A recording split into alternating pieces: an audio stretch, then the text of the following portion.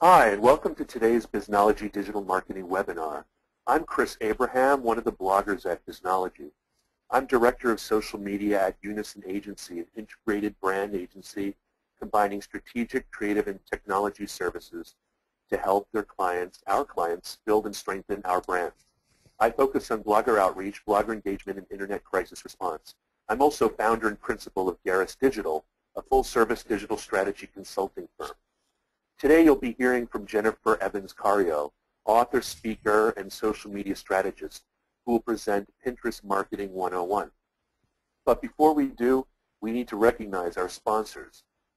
Barn Raisers, a digital marketing and social media solutions company that builds brands using community and the proven principles of relationship marketing. Brick Marketing, full-service SEO solutions company that increases website visitors. Marketing Pilgrim, the internet and social media marketing news blog. We cut through the bull so you don't have to. Sugar Spun Marketing, sustainable social media strategies and analytics tailored around your brand's business level goals. And Unison, the unagency, your secret weapon in the noisy world of 21st century brand communications. As we wait for more attendees to join, let me review the format of our webinar. Our Biznology webinars last just 30 minutes, so you can easily fit them into your busy schedule. We record each webinar and will email you that link later this week. During our speaker's presentation, you can go to GoToWebinar Controls to ask a question. That orange arrow opens and closes your webinar controls. If you have a question, simply type it in the box labeled Questions at any time during the event and press the Send button. I will select a few questions at the end of our webinar and pose them to Jennifer. While we're waiting for a few last attendees to join, I'd like to remind you that the Biznology newsletter and blog are available for free at biznology.com. So if you're not already a subscriber, we hope that you'll sign up now. And as a shameless self-promotion, today my blog post came out, so please check it out. Thanks again to all of you for spending 30 minutes with us. I personally know that I'm pretty excited about seeing this presentation myself. We know how valuable your time is, so let's introduce today's speaker. Jennifer Evans-Cario is the president of Sugar Spun Marketing and the author of Pinterest Marketing, An Hour a Day. She also serves as the social media faculty chair for MarketMotive.com, the leader in web-based online marketing training. First, we're going to go ahead and take a quick poll, which is to say, are you currently using Pinterest in your social media marketing plan? Please check or no. And so if you've ever struggled with how to use Pinterest for your marketing, this is the webinar for you. Jennifer, take it away. Thanks, Chris, and thanks to everyone for having me in for this webinar, for the chance to come in and talk about Pinterest. This is definitely a topic that is of a great amount of interest to a lot of people in the marketing and the social media world right now. But one of the questions that I want to ask even before we dive into this too heavily is to look at the idea of what is Pinterest, because I can see that the greatest majority of the people who are on the call right now aren't already using Pinterest as part of their social media strategy. And I think that's the biggest thing that companies are trying to figure out right now is, okay, we know people are interested in this. We know there's a lot of people talking about this, but what can we do to look at how we can actually integrate Pinterest into our marketing strategy, figure out how we can make it work for us. So I can get my slides to pop up on the screen. Then I'd be happy to head in and, okay, there we go, and start talking to you a little bit about it. I find the best way to help people understand Pinterest is to put it in the context of something that they already understand and they're already familiar with. So whether or not you're using Facebook as part of your marketing, most people who are involved in the web or any level of social media today have at least used Facebook on the personal level, and they sort of understand a little bit about how it's used and how consumers interact with it. So when we look at some of the data that comes out from these two sites, we see a pretty big discrepancy in terms of average time on site. Facebook is by far the leader of any place on the internet with an average time on site per month of 7 hours, whereas Pinterest has about 90 minutes. Now for some people, they're going to look at those numbers and say, well, clearly there's more value in Facebook because people are spending more time there. But that's why it's important to understand the difference in how people are using these two sites. See, Facebook is viewed as a destination. It's a place where you go to connect with your friends, with your family, your long-lost college buddies, to have a conversation and to basically share the experiences and the ideas and the things you enjoy in your life. So it's sort of like going to a party and connecting with people, the perpetual school reunion or family reunion. Pinterest, on the other hand, is viewed more as a starting point. It's a collection rather than a conversation. It's people's opportunity to say, here are the different ideas and how-tos and inspirational, concepts that I have found and collected together for me and for people that I'm interested in sharing my access with. So it's viewed as an inspiration platform. And that's where we see that difference in the time on site coming into play. Because people have Facebook as a destination where they want to spend time and really go deep with people, they do spend a lot of time on the site itself. Pinterest, we need to view more in the context of a library or Google search or the magazine that you flip through while you're sitting in the doctor's office. It's that starting point to launch imagination, to launch your ability to say, hey, I want to dig deeper on this topic and learn a little bit more about it. So whereas Facebook is great for engaging with your fans and keeping them engaged with you on an ongoing basis, Pinterest is a wonderful place to attract fans, whether that's attracting new fans who might not already know about the great content that you offer, or whether it's taking your existing fans and the existing people who interact with you and getting them to make the people they're connected with aware of your brand. So just sort of a generalized idea of why we value Pinterest so much on the marketing front. Now the other question is, why are people making such a big fuss about it? We know Pinterest has been in the news on a pretty regular basis for about the last year and a half, and companies are making a huge fuss from the marketing perspective. Well, it's important to understand that there are a lot of different ways that Pinterest really delivers. First off, it's the third most popular social network in the United States. In fact, it's a top 50 website for the entire world.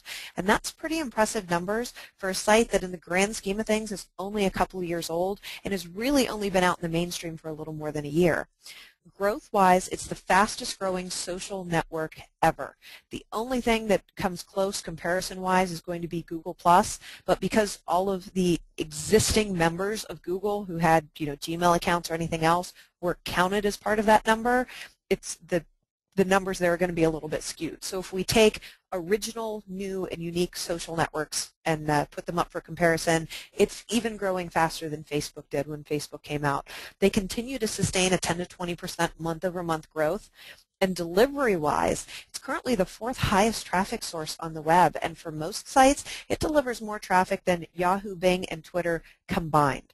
So again, for sites that are content-based or have the ability to share really good content or create really good content as part of their marketing strategy, this is a top-tier deliverer in terms of marketing power and traffic power. Now, also, when we look at the effect that sites are getting off of Pinterest, we see that the numbers continue to grow and rise over time. For example, I did a panel just a couple months ago with the CEO of Pinfluencer, which is one of the companies that was tracking Pinterest analytics and Pinterest data. And he said that from September of last year to January of this year, looking at the thousands of sites that they were tracking data to, they could track an increase in visits per pin of 4 times over, 400% increase. The revenue per pin was up 50%, and the page views per pin was up 100%. So people are not only still pouring into Pinterest and using it, but as they get more comfortable with it and they rely on it more heavily, the value to individual websites continues to go up. Now, when we look at this from the e-commerce perspective, the numbers are impressive. ComScore and Rich Relevance have released some data that we can go in and pull out to find out that the average order coming in off of Pinterest is $180. Now, when we compare that to Facebook at $80 and Twitter at $69, you start to see why, especially within the e-commerce and within the consumer versions of marketing, Pinterest is really, really hitting big and capturing a lot of attention right now. Now, on top of that, we want to look at things and ask ourselves, Why do we want to jump at Pinterest? What is it about Pinterest that makes us want to get our specific business involved? There's a couple things we need to keep in mind. One, it plays off the impact of imagery. And right now, with social media starting to become so overwhelming because there's so much text, there's so much content that's spreading around right now, images become a much faster and easier way to communicate with people. Think of the progression we've had of social media. We started out in the world of blog posts where people could come in and write these, great, thoughtful, informative, long posts that people would sit down and digest and read. Then we kind of started to move into that world of more sound bites and sound clips with Twitter and with Facebook. And now we have so much information pouring at us on a regular basis, it's really hard to sort out what's going to impact us and what we're interested in.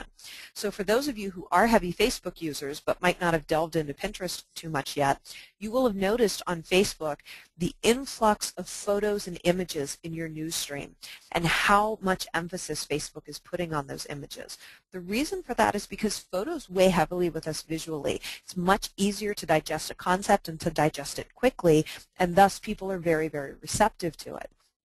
Also, Pinterest has a very low barrier to entry. It's up there with, I would say, Twitter in terms of your setup time. 5 to 10 minutes, you can have an account up and running.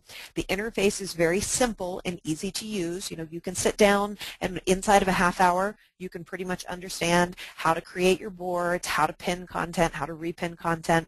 And overall, there's minimal management that's required for a Pinterest account.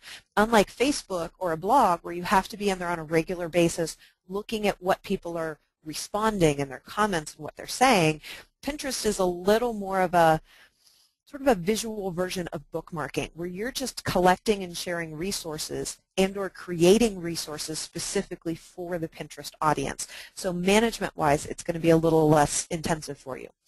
Also, we've got the option to come in as a curator versus a creator when we look at our content marketing. It gives you the chance to share a lot of content about specific topics or specific subsets of topics without flooding the stream. So when you consider that your Facebook followers, they may be interested in one specific topic that your business does or one specific product or type of product that your company offers. And the rest of people who follow you on Facebook, they might be interested in totally different product offerings. So you can't focus too heavily on any one without risking alienating those other users. But because Pinterest gives people the opportunity to come in and follow a specific pin board as opposed to following your entire account, you have the opportunity to share a much higher volume of content without flooding their news feed or without flooding their Twitter feed and annoying them. And then finally, it offers that content segmentation that I was just talking about. You can target a wider range of consumers and curate deeply into the topic without worrying about offending people. If you're a party supply company, you can put up all the wedding-related content you want because the people who are coming in to follow you for birthday information or for fundraising event information, they don't care because they're not going to receive all your wedding content.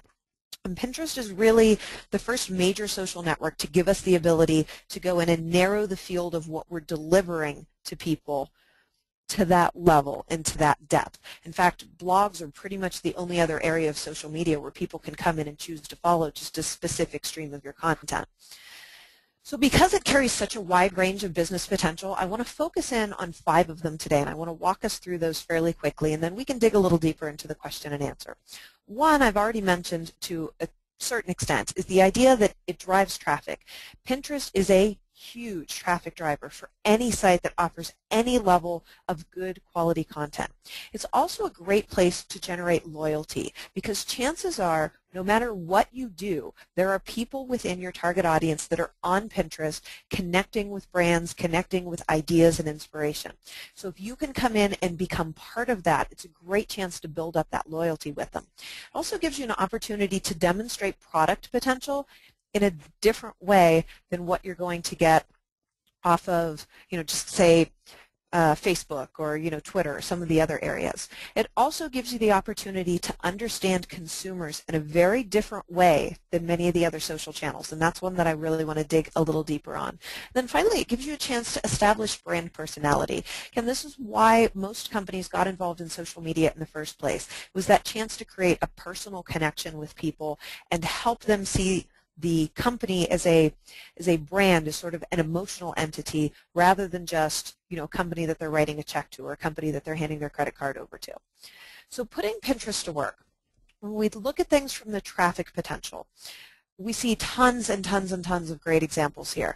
Almost any content-based site or any sort of high-end blog or news network, you're going to see a ton of traffic pouring into them. In fact, Martha Stewart Weddings says they get more traffic from Pinterest than they do from Facebook and Twitter combined, which is a pretty impressive number when you consider how many people are on Facebook and how many people are on Twitter.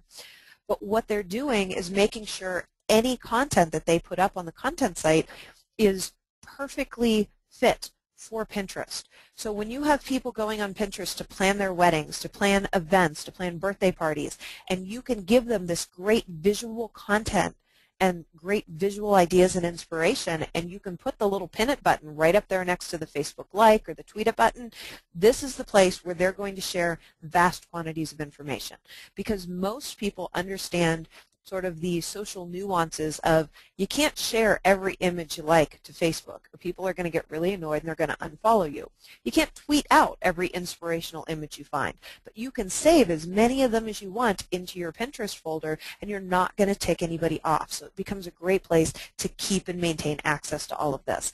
And by doing that and getting those ideas out there and letting them spread to that Pinterest community, you have the opportunity for people to then discover it on the Pinterest side and click back into your site, become a traffic visitor, and potentially click through to see the rest of the 26 items they have here under Rustic Country Wedding Ideas and pin some more of those, perpetuating the cycle even further.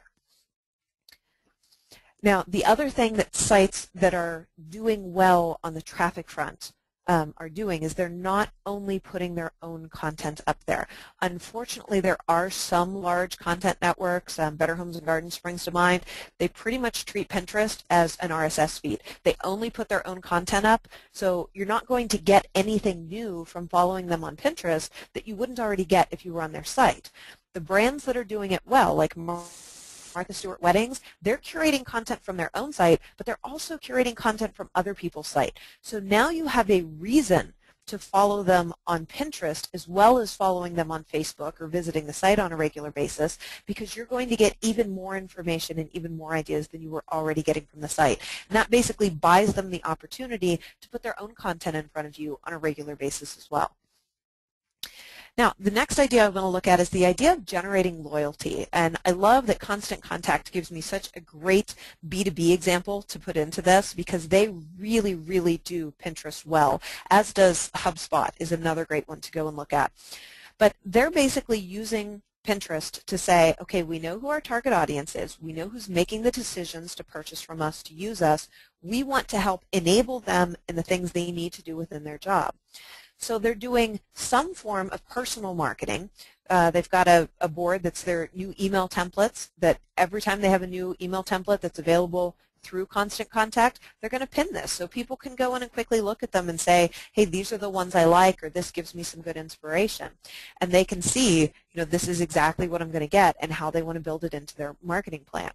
But they've also got some other great boards, mobile tips and facts, content marketing tips and facts, that are not directly coming from the Constant Contact website, but are still relevant to their target audience. Because if you can enable that person who's making that buying decision to have even more information to justify the expense when they're going to the higher ups, you're going to win their favor. You're going to win loyalty from them, and they're going to appreciate the value of the information you're offering.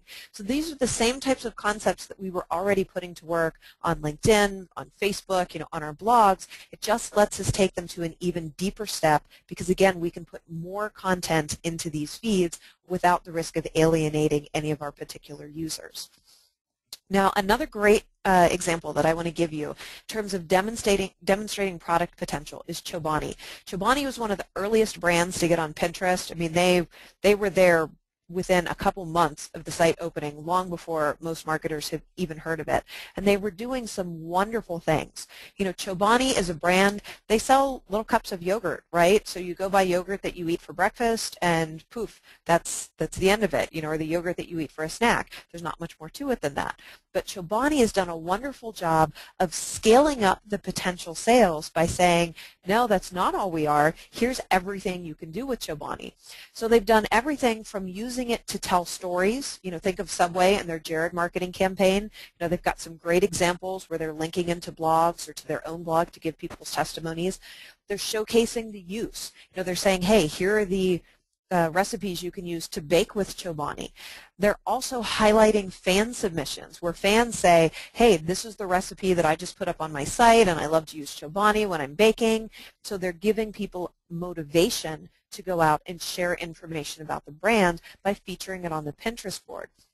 That motivating exposure is a huge part of this. And Chobani actually went in and did a campaign where they found a bunch of different food bloggers in a bunch of different areas.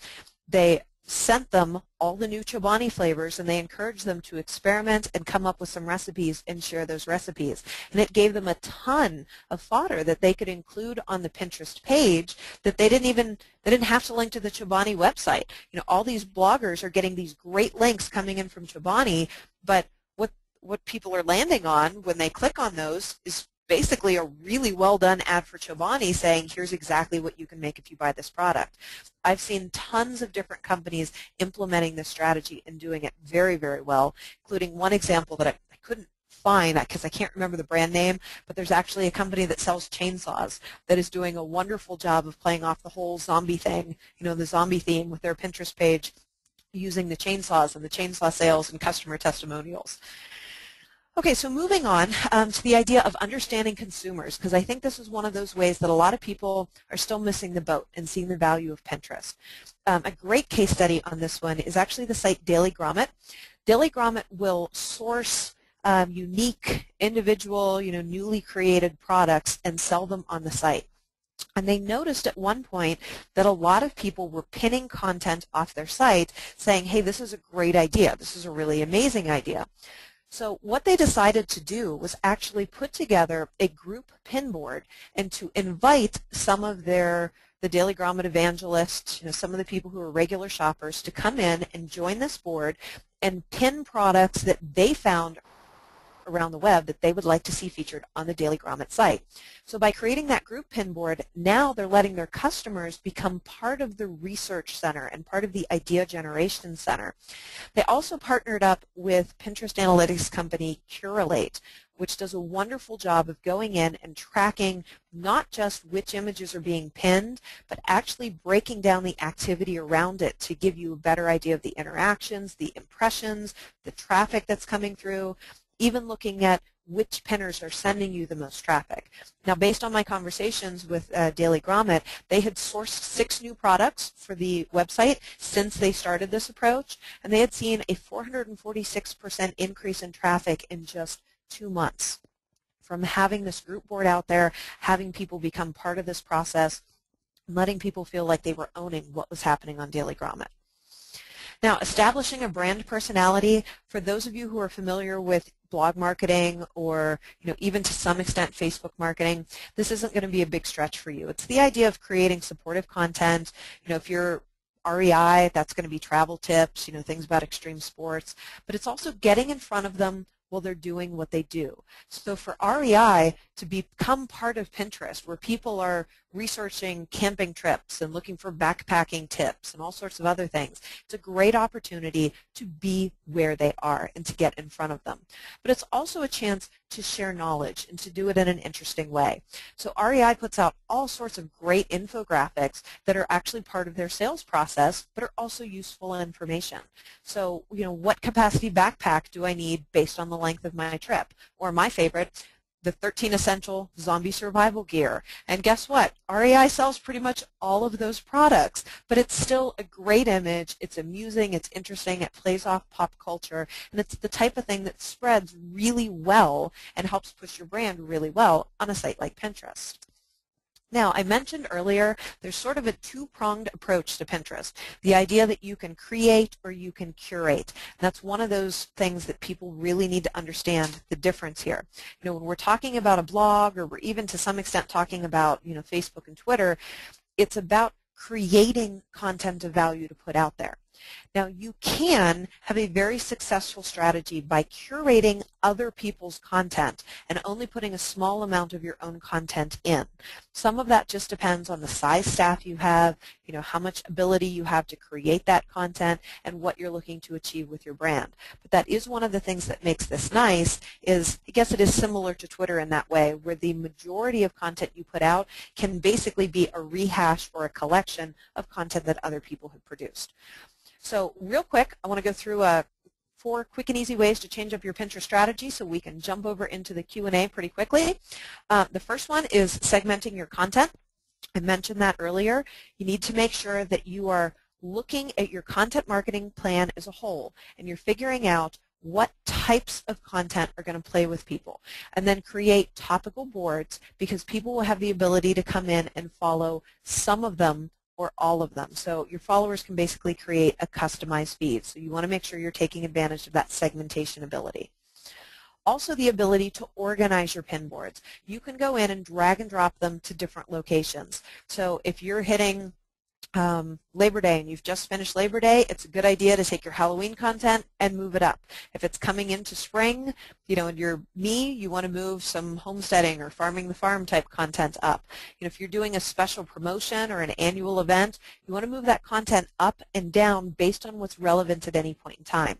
Because when people come in and land on your brand page, they may only scroll through the first couple dozen pin boards that you have. So if you have a bunch of outdated content, you know, if it's March and you're still showing Christmas and New Year's and Valentine's Day, it kind of looks like you're not paying proper attention to your board. So make sure you're getting in and organizing your pin boards to give people, you know, that good visual impact as soon as they come in on your site. And then also revamping the default Pinterest description.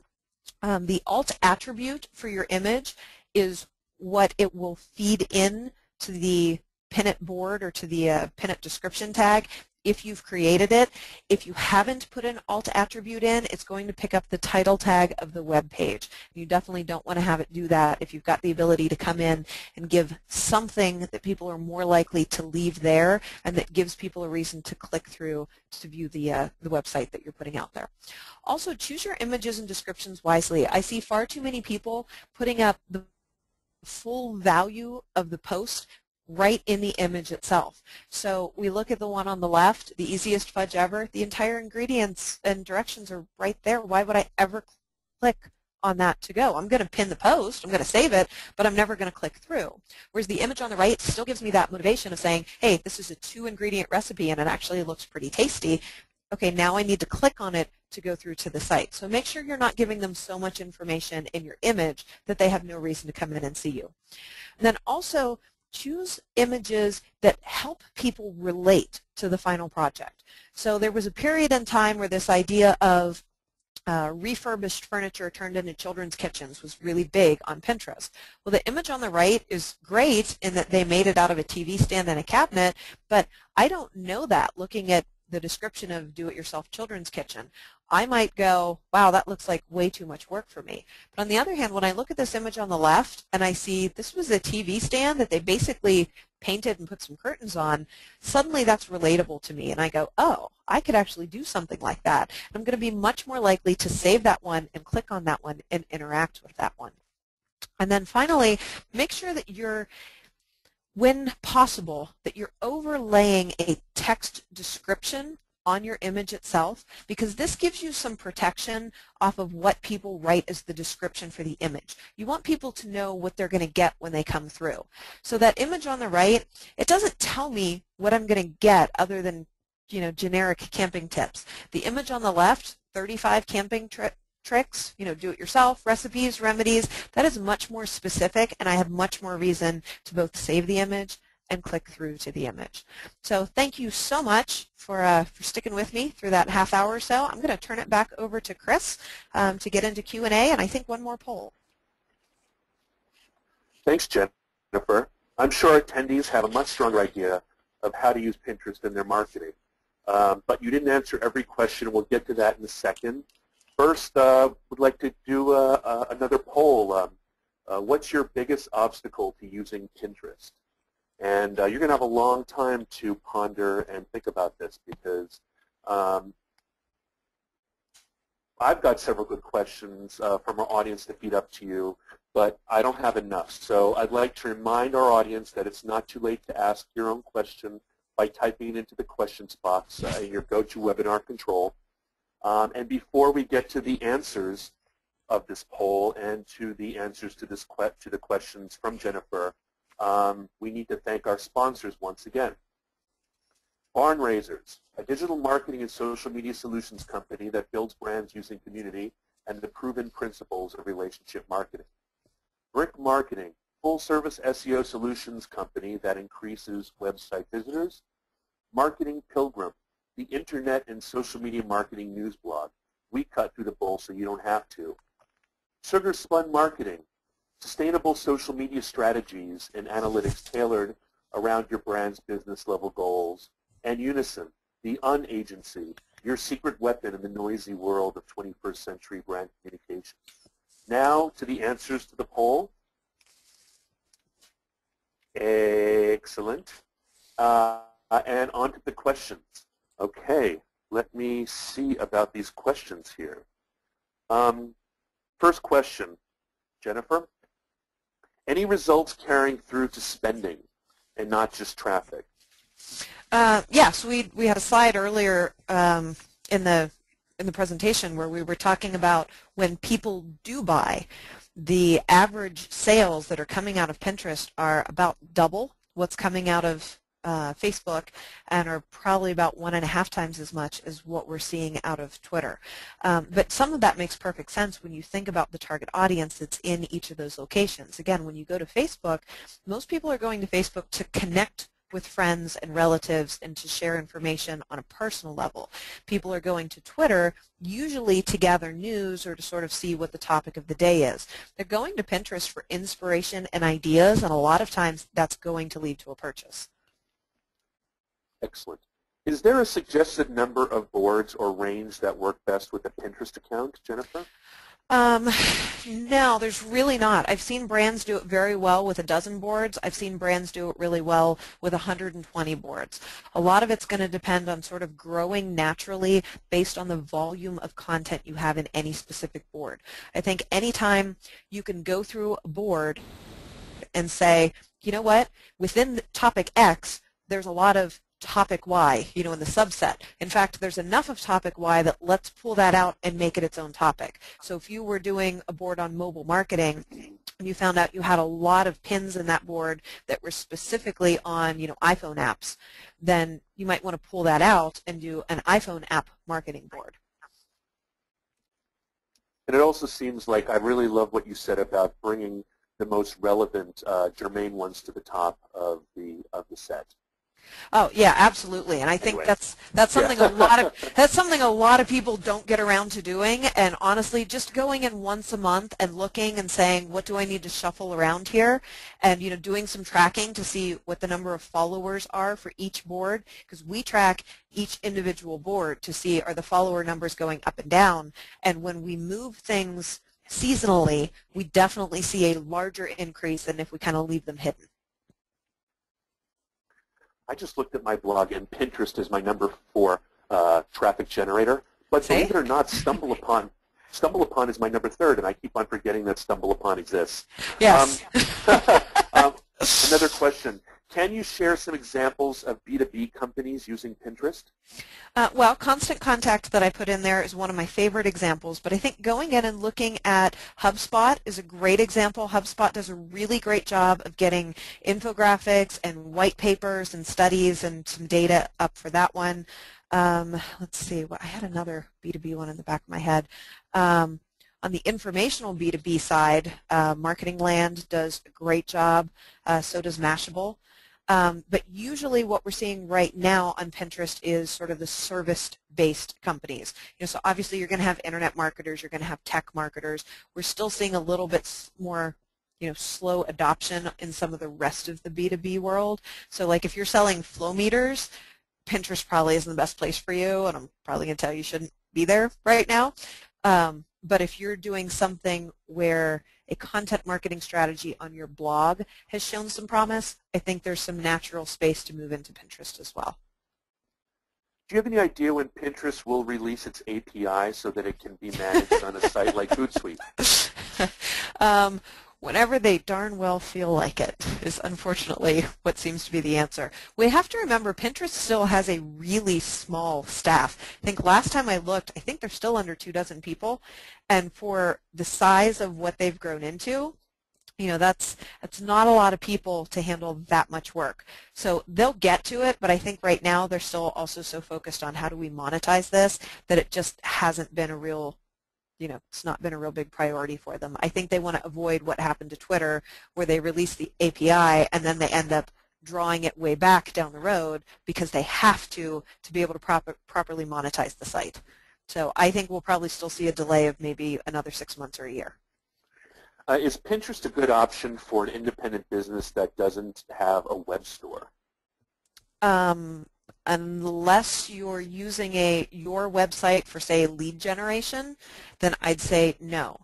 If you don't have some place that you own to send them to, then I wouldn't worry about Pinterest because, I mean, you can build up loyalty and people can like you, but you're not going to have any bottom line value to your company if you can't use it to funnel them into some place where you can monetize them. How do you pick content to get started and drive sales? How do you track results to see what's performing best? Well, tracking results to see what's performing best is just going to be part of your standard analytics package. Figuring out first what do you want people to do, and then sitting down and saying, okay, what type of content do I have to put together to get them to do that? So if I want to generate, leads for my webinar business, or if I want to generate leads for, my training business, okay, I need to say, well, what type of training are people interested in, and how much of a snippet of training do I need to provide them to get enough credibility to have them visit my site and sign up for something. So it's just like any other area of your social media goals. You have to figure out the end goal and then sort of reverse engineer to figure out what content's going to help reach that. Here's an interesting question, Jennifer. You know how you were saying how you can really dump a lot of content into Pinterest without being perceived as spamming? Yes. Is there an equivalent of, here's the question, I'm sorry. What is the frequency do you recommend making changes to pinning? Is there a spamming equivalent in Pinterest? What is spamming in Pinterest? Well, spamming in Pinterest is basically a bait and switch. Spamming in Pinterest is either going to be putting up content that doesn't actually lead to what you say it does, or it's going to be putting up content that is purely promotional. So I saw a brand once that on a daily basis posted the exact same ad for their website. That's going to be considered spamming.